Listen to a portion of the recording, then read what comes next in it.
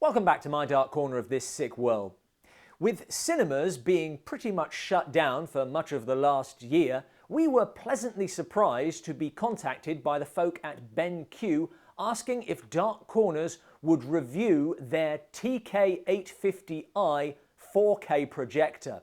Now, while tech reviews are not something that I personally do, I was interested as, apparently, it is an upgrade on the 1930s bingo scope projector, expertly restored by my dad, which I use to review movies and watch episodes of Frasier. Unfortunately, and to my dismay, the TK850i is not compatible with the 9.5mm films that make up my extensive library, rendering it more or less completely useless to me. However, the other half of Dark Corners, who does the editing and filming of all episodes outside of pandemic lockdowns, said he'd give it a go. But since we don't necessarily think that our regular audience comes to us for reviews of the latest tech, we've decided to fold this in with a top 10 best films to watch with friends at home while the cinemas are a petri dish for COVID. 1980s Flash Gordon is a cult classic which has been given a new lease of life thanks to a remastered 4K scan of the original 35mm negative, supervised by director Mike Hodges. But before we can watch anything, we need to get things set up. As a short throw projector, the 850 can get you the equivalent of a 100-inch screen from just 2.5 meters away. There are plenty of options for placement. You can hang it from the ceiling, pop it down on a small table, or a well-positioned shelf. You can project grid lines and, using the 3 adjustable feet, find desired placement and make further refinements via the vertical lens shift or the zoom. In addition, the vertical keystone correction aligns the distortion on the top or bottom of the image. You can set this to automatic or adjust manually. Squadron 40! Die! Coming off the back of the success of Star Wars, Flash Gordon could have easily been another low-budget clone, especially as Star Wars itself is so heavily inspired by the sci-fi serial. But Mike Hodges' film avoids the used universe look and fully embraces a more flamboyant aesthetic. Oh, my head. Outside of an animated film, I'd be hard-pressed to think of a more colourful movie, from the sets to the costumes to the food, but especially the skies. The story is simple. Flash, I love you! But we only have 14 hours to save the Earth. The characters are one-dimensional, and you're never quite sure if something is supposed to be funny. Go, Flash, go! Go, Flash, go! But it moves at a cracking pace with fun set pieces.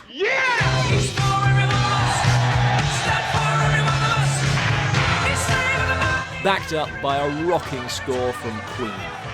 Gordon's alive! He most certainly is. Please, end it now. This 4K disc looks fantastic. The colours really pop with great contrast and flesh tones that feel a little oversaturated, but then again, this whole film feels like it's oversaturated. There are plenty of picture adjustment options to fine-tune the presentation, and we'll look at those as we go along. Tell me more about this man Houdini. Growing up in the 80s, Sam Raimi's Evil Dead was like forbidden fruit. A film so explicit that renting it could land you in court on an obscenity charge. Groovy. But we're jumping over the original to look at the sequel, which ramps up everything with its expert blend of horror and comedy. We also wanted to see how the projector performed with a much darker film, and here we have the big drawback with projecting onto a white surface. Your blacks are only going to be as black as that surface. An OLED screen is capable of turning individual pixels completely off, getting you the blackest of blacks, but even in areas that are supposed to be black, the projector is still throwing a tiny amount of light. Cranking the brightness up, it is quite incredible how much HDR detail is buried in the darkness, which is otherwise almost completely washed out in normal viewing. It's also worth noting that the 4K disc on the 850 shows a significant upgrade on the Blu-ray and the DVD. Despite a bigger budget, Evil Dead 2 stays true to its low-budget roots, with some truly incredible practical effects and camera moves. The sequel injects more humour into the horror, exploiting Bruce Campbell's physical comedy, with some literary humour thrown in for good measure. It's not quite the gore fest of the first film. Red blood is often replaced with black bile and green slime, and the most gruesome deaths are shown in silhouette, in an effort to avoid the ratings controversies of the first film. It didn't work. If you're not fortunate enough to have a home cinema room that can block out all ambient light, then investing in a grey contrast screen will go a long way to getting those blacks back. Judging by later tests we carried out, we believe that the powerful light source and picture options are comprehensive enough to keep the colours vibrant. Following the success of 1972's The Poseidon Adventure, a tidal wave of disaster movies hit cinemas, but after fires, floods and earthquakes, what do you do? Oh my God, bees, millions of bees! The Swarm was one of the first films we reviewed for Dark Corners, and with good reason. It's a complicated story. It starts a year ago, but let's skip that. When looking for films to review for Dark Corners, we tend to avoid the big budget movies, but with The Swarm, the master of disaster Irwin Allan takes all that money and delivers a literal B-movie. What could have been a localised horror like Arachnophobia quickly escalates into car crashes, train derailments, and burning buildings as men with flamethrowers try to take out the killer bees. It sounds ridiculous because it is. But the characters, played by big names like Henry Fonda and Michael Caine, take it very seriously. The file contains the names, addresses and telephone numbers of everyone I want flown in. Just tell them the war that I've always talked about has finally started.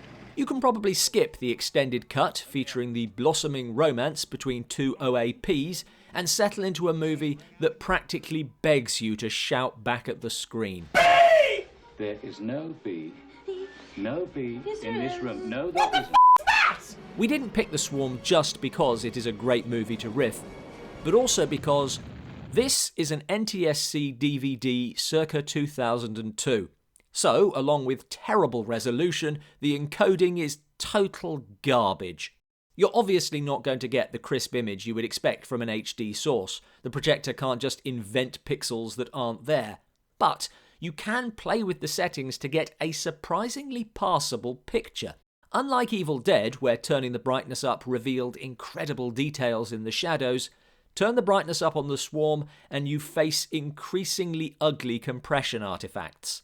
So, for standard definition content, darkness is going to be your friend. That said, after spending so much time finding the right settings, it would be good to have the option to save them for future use. Time to really test this projector's capabilities with Birdemic Shock and Terror. All these years I've been watching it on 20th century technology. I imagine this will really bring those effects to life. If it's really good, it may even bring the actors to life. Along with two HDMIs on the back, the TK850 also has a USB port for firmware updates, which frustratingly is the only way of updating the firmware, and for playing media, which is how we watched our next film. Having starred in the Hitchcock classic, poor Tippi Hedren couldn't seem to avoid films with killer birds, appearing in the made-for-TV sequel and the ultra-low-budget Birdemic Shock and Terror, albeit in archive footage on a TV in the background. But that didn't stop director James Nguyen giving her top billing in the end credits. Birdemic is a film you have to see to believe. The direction is terrible. Here's your drinks. Thanks. Thank you. And the effects are worse. We saw in The Swarm how killer bees can cause a helicopter crash by panicking pilots. Here the birds explode on impact. You need to watch this with friends just so they can reassure you that, yes, the director really thinks an interview for a Victoria's Secret modelling job would be conducted in the back room of a 1-hour photo store. Victoria's Secret wants you to become their cover girl model. You're kidding. The USB stick was recognised as soon as it was plugged in. The media player was easy to navigate, but the MP4 file suffered from sync issues. Now, you might think this was the fault of bad ADR on Birdemic, but let me assure you, the filmmakers did close to zero work on the audio mix, using whatever sound was recorded on set at the time, no matter how much it changed between takes. So are you from here? Not really. My mother lives up here, but I'm from San Francisco. What about you? San Jose. If you are running the sound through an amp, you may be able to shift the audio so it syncs up with the picture.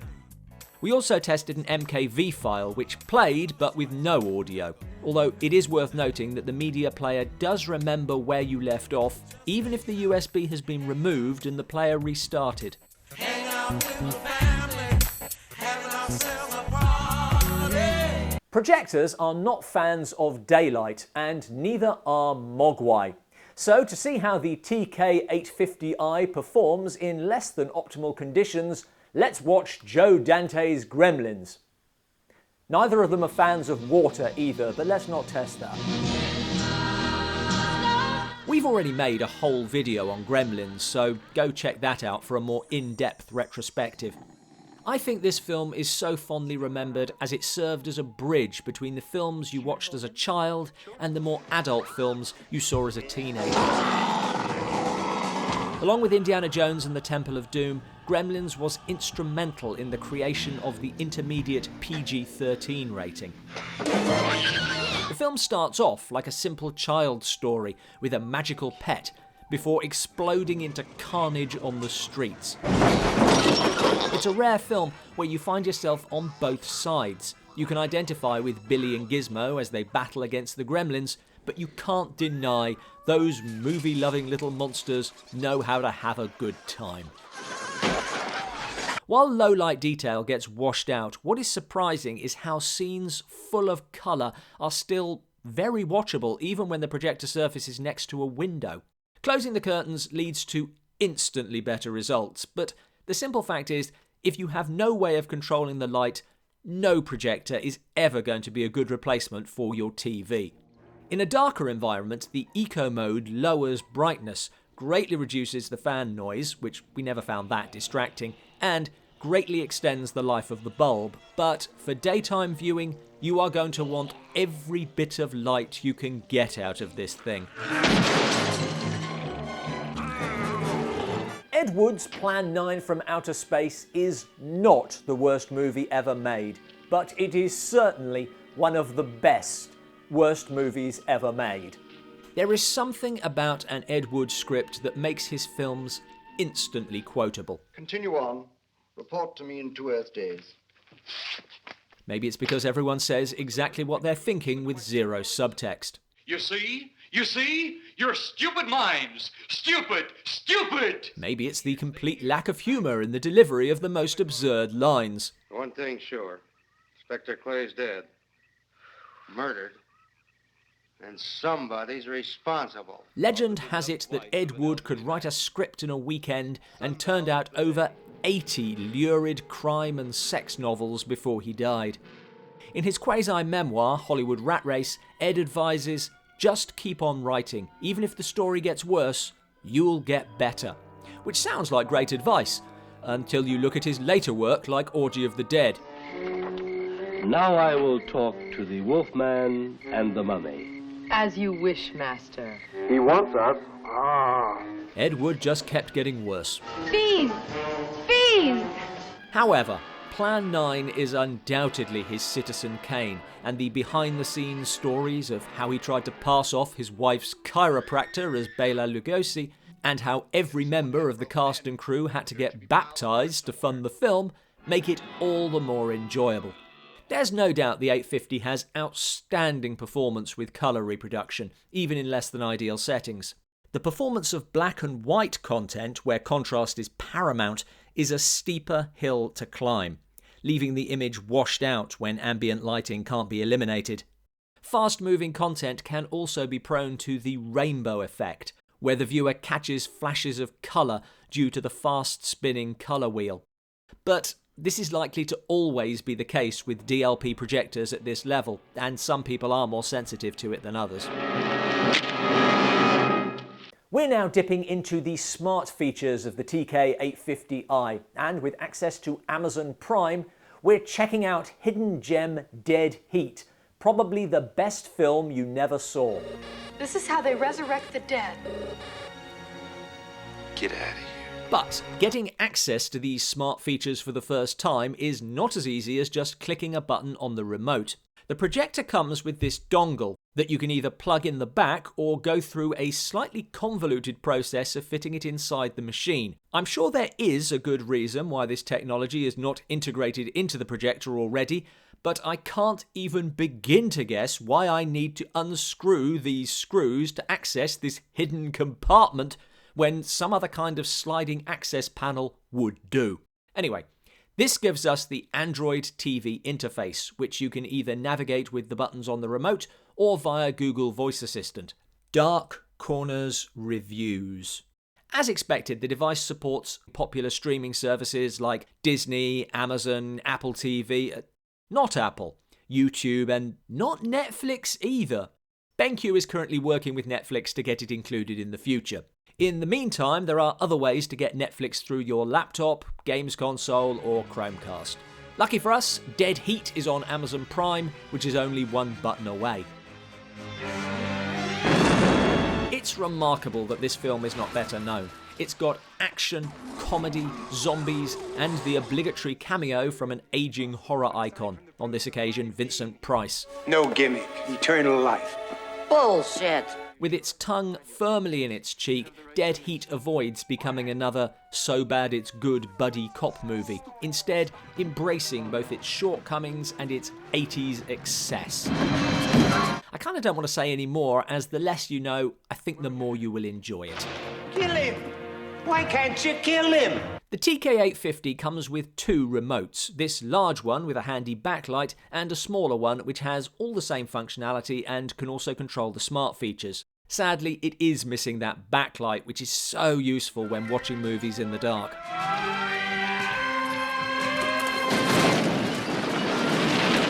About every 30 years, 3D pops out of screens claiming to be the saviour of cinema. In the wake of James Cameron's Avatar, we got 3D TVs.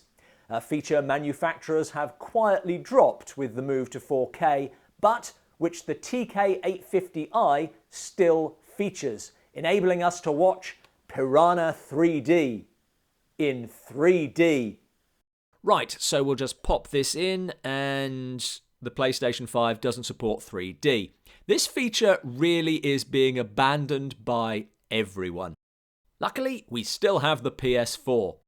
The 850 requires active 3D glasses, which are sold separately and need to be charged before you sit down to watch a movie, but they do give better results than passive glasses. Piranha 3D is another film that fully embraces its exploitation credentials, with tits, terror and teeth all jumping or bouncing off the screen in 3D. What could have easily been a forgettable straight-to-video horror is elevated by a surprisingly impressive cast, including Elizabeth Shue, Jerry Connell, and Christopher Lloyd. This particular piranha vanished off the face of the earth more than 2 million years ago. The film, like its predecessor, has obvious nods to Jaws, even including a cameo from Richard Dreyfuss. This is summer schlock at its finest, and the film that Snakes on a Plane should have been.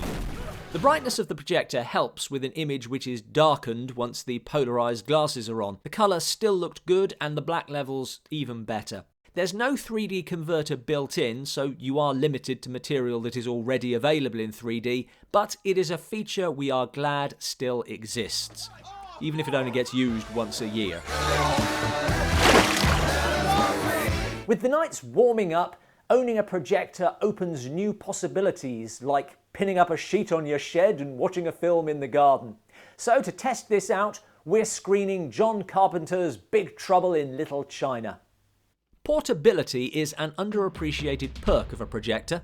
While I am sure BenQ would not advise putting it in a backpack to take over to your friend's house, You could do that.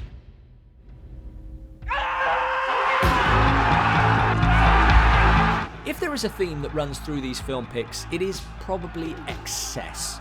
After all, isn't that why we go to the movies? Times have changed now with an onslaught of big-budget TV series, but in the 80s, this is why you went to the cinema. Or not in the case of Big Trouble in Little China, which was a box office flop on its release.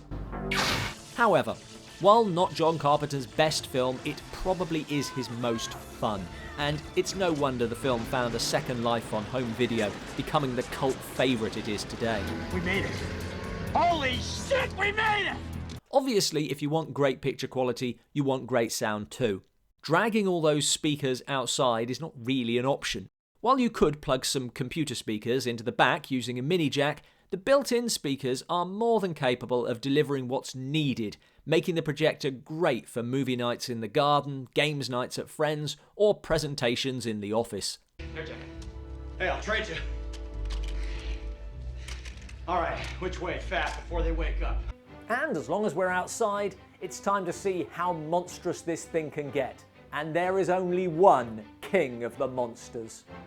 I'll be honest, if we had thought about this, we probably would not have picked Godzilla vs. the Smog Monster, certainly one of the lesser films in the Godzilla canon, but with one memorable scene which we'll get to in a second.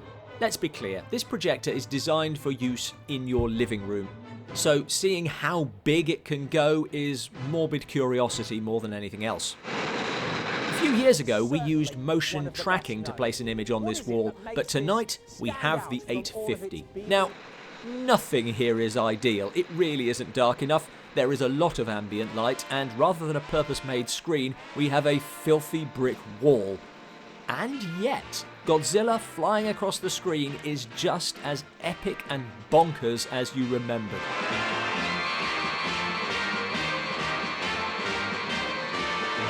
The projector was about 12 metres from the wall and is projecting an image about 12 metres wide, the equivalent of a 541-inch screen, far outstripping BenQ's recommended maximum of 300 inches. These are quite drab scenes. I'm sure something like Flash Gordon would have looked far more impressive up there.